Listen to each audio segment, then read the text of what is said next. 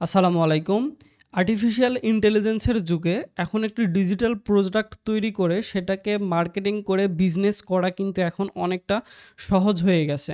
তো এই ক্ষেত্রে অনেকের আইডিয়া আছে অ্যাপ ডেভেলপমেন্টের ক্ষেত্রে অথবা তার নিজের একটা কোম্পানির জন্য একটা অ্যাপ লঞ্চ করবে কিন্তু জানে না আসলে যে অ্যাপ ডেভেলপমেন্ট করে পাবলিশ করতে তার কী প্রয়োজন হবে। iOS এবং অ্যান্ড্রয়েড ডিভাইসের জন্য অ্যাপ লঞ্চ করতে তার কী প্রয়োজন হবে, কীভাবে সে বিজনেস করবে, একটা শূন্য থেকে বিজনেস তৈরি করবে।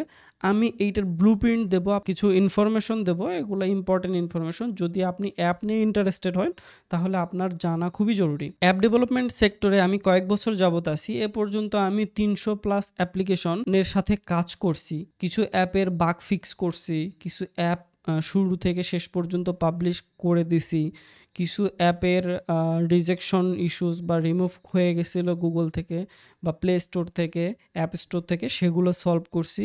মোটামুটি 300-র উপরে অ্যাপ নিয়ে কাজ করা হয়েছে। তো আমি আমার অভিজ্ঞতা থেকে ডিটেলস আপনাকে স্টেপ বাই স্টেপ বলে দেব। একটা টেক্সট নিয়ে নিচ্ছি এবং এই টেক্সটে আমি প্রথমে কি লাগবে আপনার একটা অ্যাপ আইডিয়া থেকে পাবলিশ করার ক্ষেত্রে। তো প্রথমত হচ্ছে আপনার একটা অ্যাপ তৈরি করার জন্য আপনার প্রথমত লাগবে একটা আইডিয়া।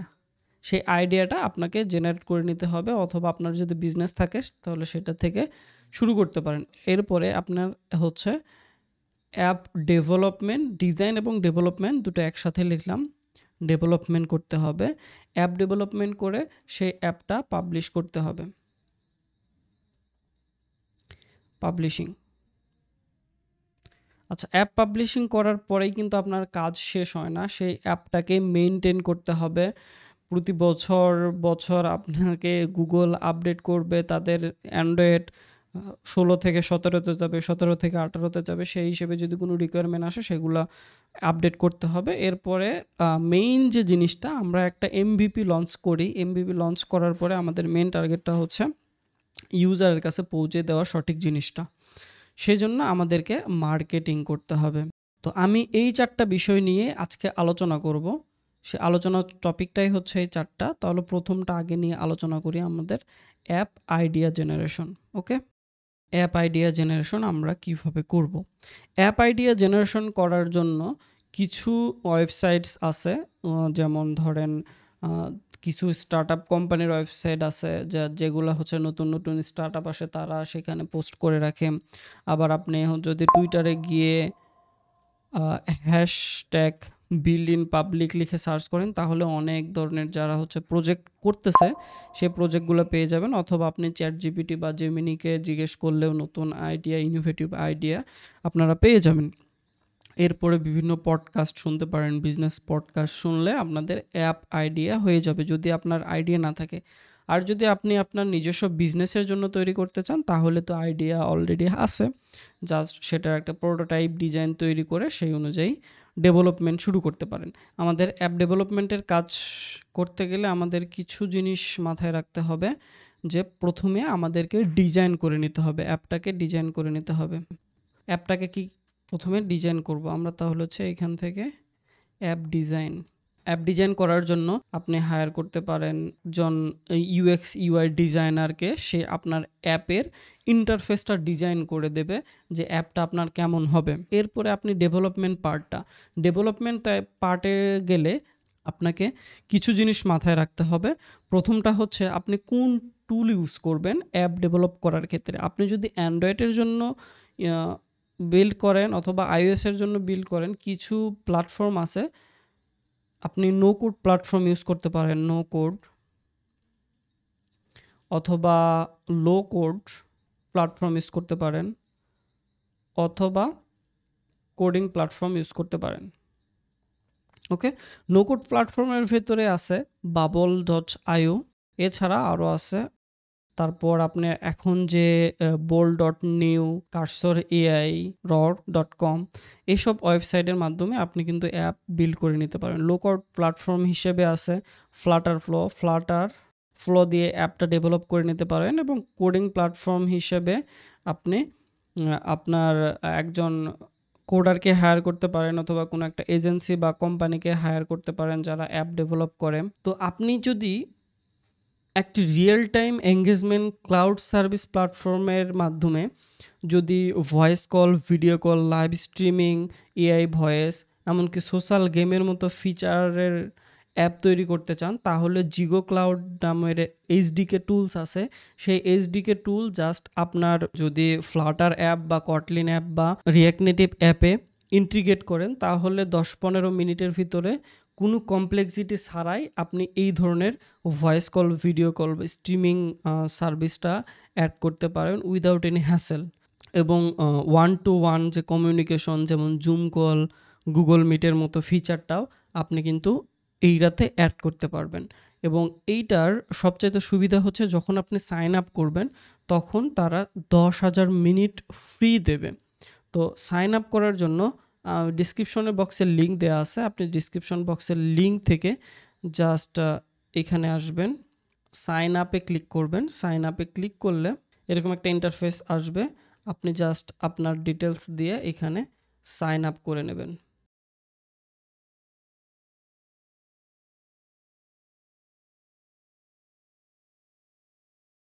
এই যে দেখতে পাচ্ছেন, এইখানে আসলে আপনার 10,000 মিনিট কিন্তু ফ্রি ট্রায়াল পাচ্ছেন। হ্যাঁ, এখন আমি যদি ড্যাশবোর্ডে যাই তাহলে কিন্তু 10,000 মিনিট ফ্রি পাবেন।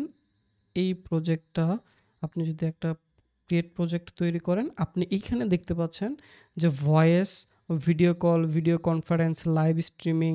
তো ধরেন আপনি জাস্ট একটা সিলেক্ট করার পরে স্টেপ বাই স্টেপ গেলে আপনাকে একটা এসডিকে দেবে, আপনি জাস্ট ওই এসডিকে আপনার কোডের সাথে ইমপ্লিমেন্ট করলে সহজে এই ধরনের কমপ্লেক্স সেটআপ আপনি ইজিলি করতে পারবেন। এখন ডেভেলপমেন্ট করতে গেলে আপনার 2টা জিনিস জানতে হবে। আপনি কি নেটিভ অ্যাপ ডেভেলপ করে নেবেন না ক্রস প্ল্যাটফর্ম অ্যাপ ডেভেলপ করে নেবেন? এই কোডিং পার্টটাতে আসলে যদি আপনি নেটিভ অ্যাপ ডেভেলপমেন্ট করে নেন, তাহলে iOS এবং অ্যান্ড্রয়েডের জন্য আলাদা আলাদা টিম হায়ার করে আপনাকে ডেভেলপ করে নিতে হবে। অথবা একটা এজেন্সিকে যদি আপনি অ্যাপ ডেভেলপ করতে দেন, সে আলাদাভাবে অ্যান্ড্রয়েডের জন্য অ্যাপ বানাবে অথবা iOS-এর জন্য অ্যাপ বানাবে। অথবা আপনি ক্রস প্ল্যাটফর্মের জন্য হায়ার করতে পারেন, যেমন রিঅ্যাক্ট নেটিভ আছে এবং ফ্লাটার আছে এবং আরও টুলস আছে। দুটা পপুলার টুলস আমি জাস্ট বলে দিলাম। এটা হচ্ছে ক্রস প্ল্যাটফর্ম, একই সাথে অ্যান্ড্রয়েড এবং iOS-এর অ্যাপ ডেভেলপ করে দেবে। তো এখন কথা হচ্ছে আমরা কোনটা ইউজ করব। আপনার যদি খুব বেশি পারফরমেন্সের প্রয়োজন হয় অ্যাপের এবং অ্যাপের হার্ডওয়্যারের সাথে কমিউনিকেট করার প্রয়োজন হয় আপনার অ্যাপের, যেমন ব্লুটুথ, তারপর ক্যামেরা এবং আরও এনি জেস্টারগুলোর প্রয়োজন হয় আপনার অ্যাপের ক্ষেত্রে, সেক্ষেত্রে আপনি নেটিভ অ্যাপে যাবেন। সেক্ষেত্রে আপনাকে 2টা প্ল্যাটফর্মের অ্যাপ আলাদা আলাদাভাবে বিল্ড করে নিতে হবে। আর আপনি যদি চান যে খুব সিম্পল একটা অ্যাপ বানাবো, যেমন ই-কমার্স অ্যাপ, আপনার একটা ই-কমার্স বিজনেস আছে, ই-কমার্স অ্যাপ বানাইলেন, সেই অ্যাপগুলো আপনি রিঅ্যাক্ট নেটিভ অথবা ফ্লাটার দিয়ে বানাইতে পারবেন। এটা সুবিধা হচ্ছে যে একটা কোড বেস হবে, মেনটেন করা সহজ হবে, আর নেটিভ হইলে 2টা কিন্তু পারফরমেন্স ভালো হবে। এই হলো অ্যাপ ডেভেলপমেন্ট। এখন অ্যাপ ডেভেলপমেন্ট করার পরে আপনার প্রতিনিয়ত অ্যাপটাকে আপডেট করতে হবে। যদি কোনো অ্যাপের বাগ থাকে, সেই বাগটাকে ফিক্স করতে হবে। এছাড়া আপনার যদি কোনো আপডেট আসে, সেই আপডেট অনুযায়ী আপনাকে অ্যাপটাকে আপডেট করে নিতে হবে। এটা প্লে স্টোরের ক্ষেত্রেও এবং অ্যাপ স্টোরের ক্ষেত্রেও, দুটার ক্ষেত্রে সিমিলার। এই তো হলো অ্যাপ ডেভেলপমেন্টের পার্টটা। তো অ্যাপ ডেভেলপমেন্টের পার্ট আমি যত সহজভাবে ছোট করে বললাম, এত ছোট না। আপনাকে ডেভেলপমেন্ট পার্টে গেলে অবশ্য এই জিনিসগুলো যদি আপনি একটা এজেন্সিকে দিয়ে দেন, তাহলে সেই এজেন্সি বা কোনো একটা ইন্ডিভিজুয়াল ডেভেলপার, এক্সপিরিয়েন্স ডেভেলপার এসব কিছু করে ফেলবে। আপনি জাস্ট আপনার নিডটা বলবেন, আপনার প্রয়োজনটা বলবেন, আপনার আইডিয়াটা বলবেন, তাহলে সেই অনুযায়ী সেটা কিন্তু ডেভেলপ করে দেবে। এরপর আসেন হচ্ছে পাবলিশিংয়ে। অ্যাপ পাবলিশিংয়ের ক্ষেত্রে আপনি যেহেতু 2টা অ্যাপ বানাইছেন, একটা হচ্ছে অ্যান্ড্রয়েডের ক্ষেত্রে এবং iOS-এর ক্ষেত্রে। iOS-এর জন্য যদি না হয় তাহলে সমস্যা নয়, শুধু অ্যান্ড্রয়েডের জন্যও আলাদাভাবে পাবলিশ করতে পারবেন। অ্যাপ পাবলিশ করার জন্য আপনার এখন একটা ডেভেলপার অ্যাকাউন্ট লাগবে, যেটা গুগল প্লে স্টোরের ক্ষেত্রে বলা হয় যে গুগল প্লে কনসোল অ্যাকাউন্ট, এবং অ্যাপ স্টোরের ক্ষেত্রে বলা হয় অ্যাপ ডেভেলপার অ্যাকাউন্ট। এইটা তৈরি করতে গেলে, এই অ্যাকাউন্টগুলো ক্রিয়েট করতে গেলে কিছু ডকুমেন্টের আপনার প্রয়োজন হবে। বলে দিচ্ছি এখানে কি কি ডকুমেন্ট প্রয়োজন হতে পারে। ডেভেলপার অ্যাকাউন্ট ক্রিয়েশন কি কি প্রয়োজন হতে পারে। আপনার প্রথমে হচ্ছে একটা কস্টের ব্যাপার আছে। অ্যান্ড্রয়েডের ক্ষেত্রে কস্টটা হবে আপনার ওয়ান টাইম পেমেন্ট হচ্ছে $25।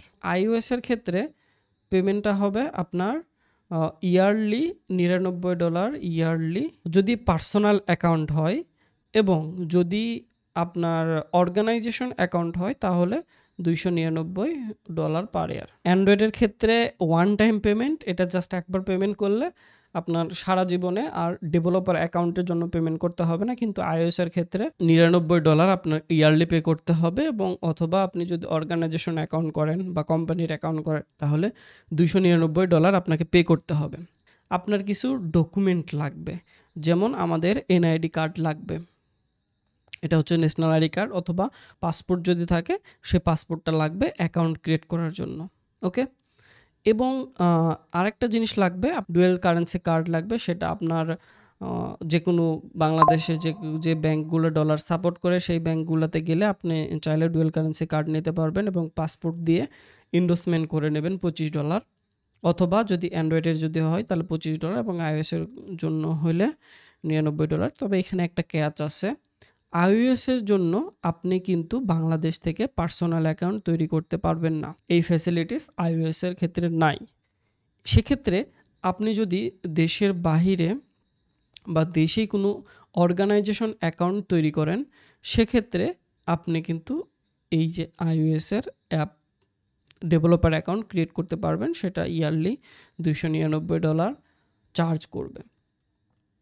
এবং এটা হচ্ছে যে মেইন ক্যাচ। এবং যদি আপনি অর্গানাইজেশন অ্যাকাউন্ট তৈরি করেন, সেক্ষেত্রে এখানে বিজনেসের কিছু ডকুমেন্ট লাগবে। বিজনেসের ডকুমেন্ট পেপারস যেগুলো আছে এগুলার কিছু লাগবে, যেগুলো আপনার কেউ এখানে বলে দেবে কী কী জিনিস আপলোড করতে হবে। এছাড়া আরেকটা লাগবে হচ্ছে ডান্স নাম্বার। প্রত্যেকটা বিজনেসের জন্য আলাদা করে একটা ডান্স নাম্বার রেজিস্ট্রেশন করতে হয়।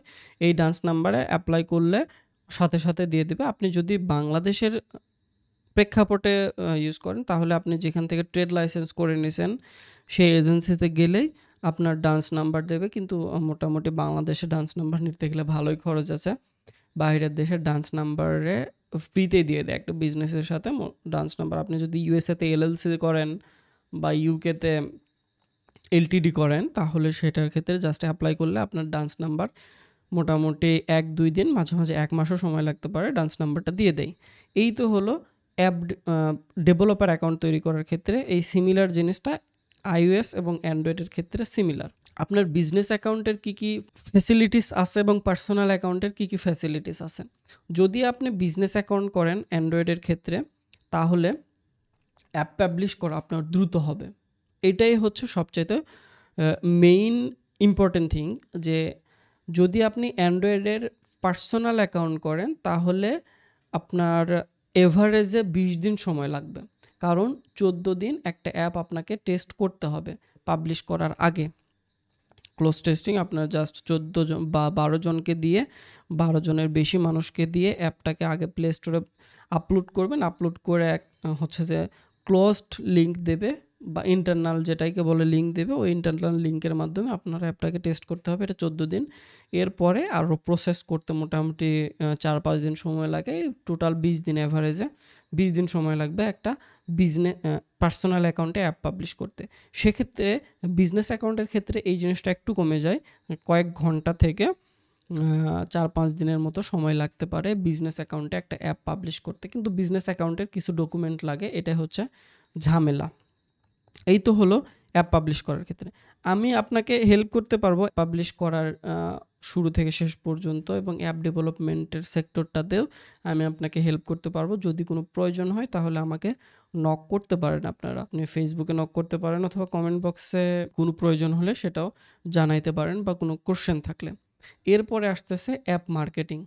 অ্যাপ মার্কেটিং খুবই ইম্পর্টেন্ট আপনার একটা বিজনেসের জন্য। যদি আপনি অ্যাপের মার্কেটিংটা ঠিকভাবে না করতে পারেন তাহলে কিন্তু ইউজার পাবেন না। অর্গানিক ইউজার খুব কমই পাওয়া যায় অ্যাপের ক্ষেত্রে। আপনি চাইলে অ্যাডস ইউজ করতে পারেন অর্গানিকের পরিবর্তে, যেমন ফেসবুকে, ইনস্টাগ্রামে আপনি অ্যাড দিতে পারেন। আপনার যদি এমভিপিটা খুব ভালো হয়, ইন্টারেস্টেড কেউ মানুষজন থাকে, তাদেরকে টার্গেট করে আপনি অ্যাপের মার্কেটিং করতে পারবেন এবং অ্যাপ যখন পাবলিশ করবেন তখন অ্যাপে যে ডেসক্রিপশনটা দিতে হয় এই ডেসক্রিপশনটা ASO ফ্রেন্ডলি অর্গানিক ইউজার পাওয়া যায় আর কি।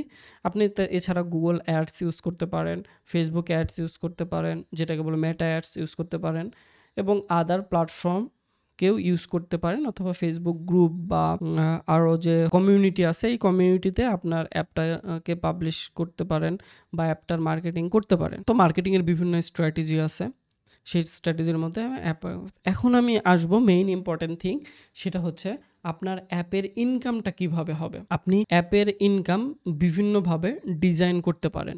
প্রথম কথা হচ্ছে যে অ্যাপের ভেতরে আপনি অ্যাডমোবের অ্যাড বা বিভিন্ন কোম্পানির অ্যাড শো করার মাধ্যমে একটা প্যাসিভ ইনকাম করতে পারেন। অ্যাপ ডেভেলপ হবে, আপনার আবার হচ্ছে ইনকাম হতে পারে। আর যদি আপনার কোম্পানির জন্য অ্যাপ হয় তাহলে তো কোম্পানির নিজস্ব বিজনেস থাকবে। কোম্পানির আন্ডারে না হয় তাহলে অ্যাডমোবের অ্যাড অথবা বিভিন্ন কোম্পানির অ্যাড ইউজ করতে পারবেন। এছাড়া আপনি চাইলে কোনো প্রোডাক্ট ওইখানে বিক্রি করতে পারবেন অ্যাফিলিয়েট লিঙ্কের মাধ্যমে বা কোনো প্রোডাক্টের অ্যাফিলিয়েট লিঙ্ক দিয়ে সেখান থেকে ইনকাম করতে পারবেন। সাবস্ক্রিপশন বেস, ধরেন কোনো একটা প্রোডাক্ট ফ্রি দিছেন, আর একটা প্রোডাক্টের ক্ষেত্রে তার পেমেন্ট করতে হবে মান্থলি, কিছু টাকা পেমেন্ট করলে সে ওইটা ইউজ করতে পারবে। Subscription base, monthly subscription base, অথবা আপনি জাস্ট পেইড অ্যাপ পুরাটাই পেইড হিসেবে প্লে স্টোরে আপলোড করতে পারবেন বা অ্যাপ স্টোরে পাবলিশ করতে পারবেন। যখন ইনস্টল করবে তখন পে করে ইনস্টল করতে হবে। এই হচ্ছে যে অ্যাপ মার্কেটিংয়ের ব্যাপার স্যাপার। এই হচ্ছে গিয়ে অ্যাপের উপরে ইনকাম করার পদ্ধতি।